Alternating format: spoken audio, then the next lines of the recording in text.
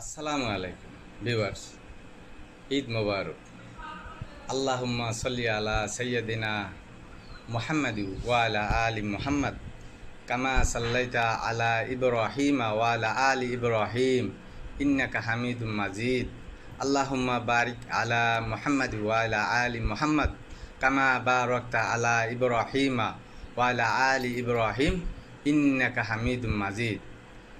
বলেছেন আবু তোহা আদনান ভাই, প্রিয় ভাইটি, দিনী ভাই।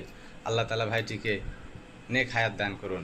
কেউ যদি কেউ যদি কেউ যদি মানসিকভাবে ভালো থাকতে চায়, কেউ যদি শারীরিকভাবে ভালো থাকতে চায়, কেউ যদি হতাশাগ্রস্ত লাইফ যাপন করতে চায়, লিড করতে চায়, কেউ যদি